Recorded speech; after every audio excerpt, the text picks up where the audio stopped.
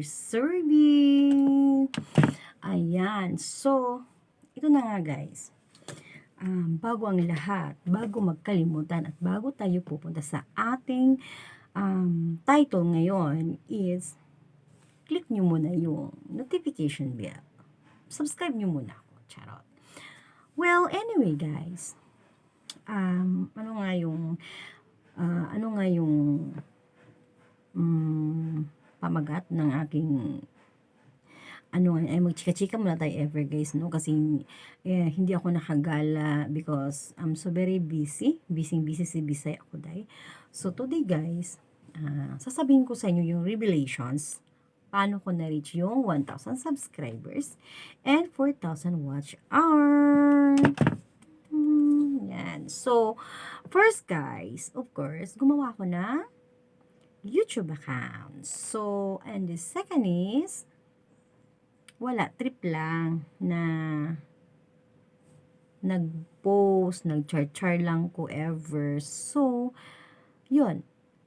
And then, somebody talk me or somebody tell me na mangisda ako guys. So, basta yun lang yung guys. Nasabi ko na siya nung dati guys na paano ko nagsimula. Ngayon naman is yung chika natin ngayon is paano ko na-reach yung 1,000 subscriber in just 1 month or 3 weeks. 3 weeks lang yon. So, nung 3 weeks guys, 3 weeks akong nangisda. Isa akong dakilang mangingisda.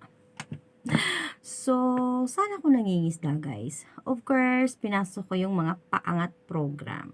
So, matyaga ako noon na naghihintay na tawagin talaga ang pangalan ni Bisaya Kuday at saka yung sa mga lapagan, ganun. Mabilis ako dyan. Tapos, meron din akong kinlik na yung mga group sa Facebook na sub to sub mga group or meron din akong mga napuntahan na yung basta sa Facebook yun guys na through inbox lang nag-iisdaan kami. I don't know kung binudol nila ako or dinikitan nila ako ng ninja kasi hindi ko pa alam naman ang ninja noon. So, basta ako guys, naging honest lang ako sa sarili ko na dinikit ko. Sobrang pandikit ko guys ay umabot ako sa hindi na ako nakaka-subscribe. So, yun na yung nangyari guys. Kaya hindi na ako nakasubscribe. So, ang ginawa ko, nakagawa ako ngayon ng isang account na Bisaya Kuday. So, syempre ako naman guys, nagigilty ako pag yun yung ididikit ko. Actually, legit naman siya kasi meron din naman siyang mga video. Pero, iba pa rin yung pag-min ko. Kasi, syempre, iba kasi ako guys, pag nagdidikit ako ng isang tao at nagpa-pop up yan sa notification ko, ay pinupuntahan ko talaga yan. Kinukumusta ko. So, yun na guys. After 3 weeks, yun na, nag-graduate na si Bisaya Kuday sa tulong ni Balbal Mares. Ayan, sa aking mga pinupuntahan na mga nag-GLS.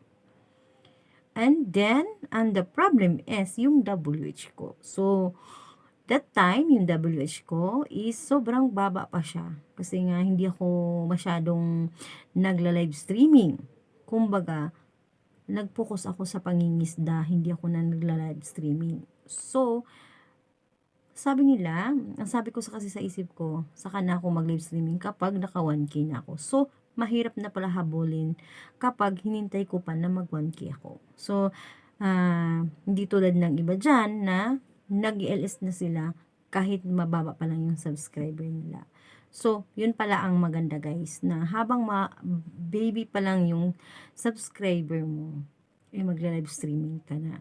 So, yun na nga guys, nag-live streaming ako.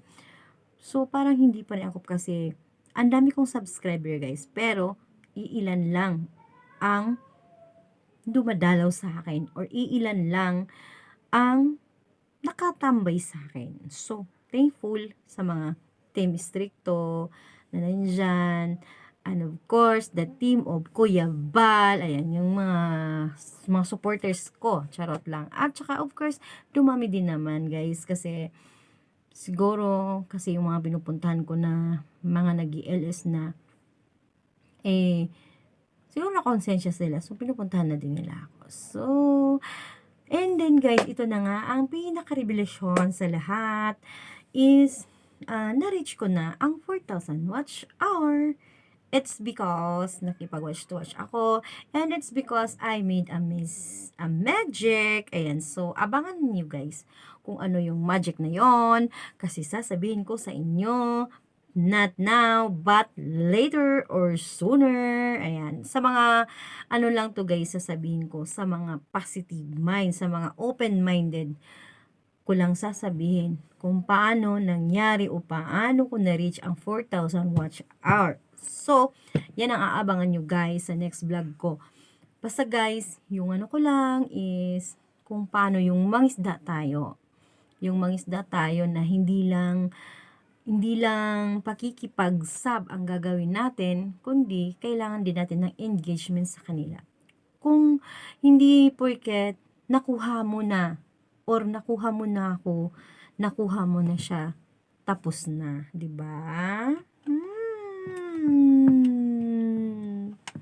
So, kailangan din natin ng engagement. Kumbaga, dalawin nyo rin siya na guys. Hindi yung nakasab ko na yan siya. Yun na, tapos na, 'di ba? Kung ayaw nyo mawala ang isang tao guys, kailangan mo ng communication. Kailangan mo ng engagement sa kanya.